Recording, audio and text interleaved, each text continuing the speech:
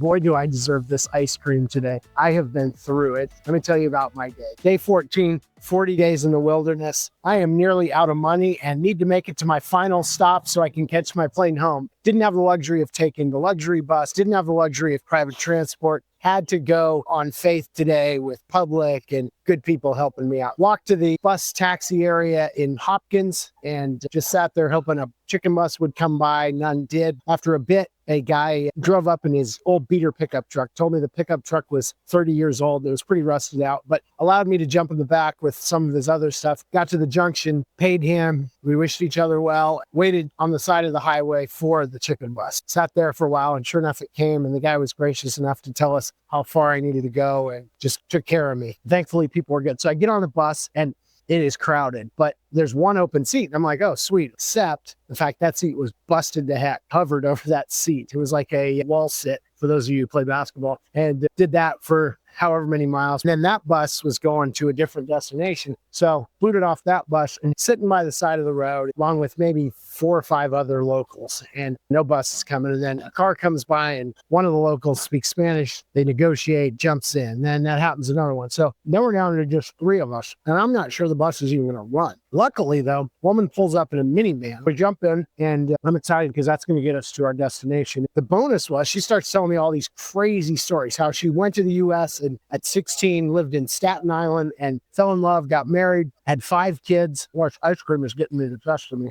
All of a sudden, she realizes her husband has taken up an affair with her best friend. She was a little scarce on the details other than to say that some people got cut and she got deported back to Honduras. I didn't ask a whole lot more questions at that point. She went back to Honduras, and then she was just in bad space. And so she ended up becoming a drug mule for a while and got caught somewhere in France trying to run drugs. She was telling me the whole story of how some of the small scale drug mules like her were actually a diversion for the bigger operations that were running like roughshod right behind her. I don't know if that's true either, but it was cool to listen to. Then she was saying that somehow she ended up in Belize and she was just kind of at the end of her rope. She just went to a church and she started praying on her knees. She said she just felt this weight off of her. Like she didn't have to know everything. She feels the spirit of God, and she was super happy. She also told us some story of how they cut up people for organs. They kidnap them. That you shouldn't be picked up by strangers along the side of the road. She's like, where are you staying? And I was like, no, I'm smarter than that. Had her drop me at the local supermarket in Palencia. I am still here. Nobody's cut out my organs. Pretty pumped about that. Whether it's her story or mine, 14 days in, I'm just trying to learn to live by faith more and just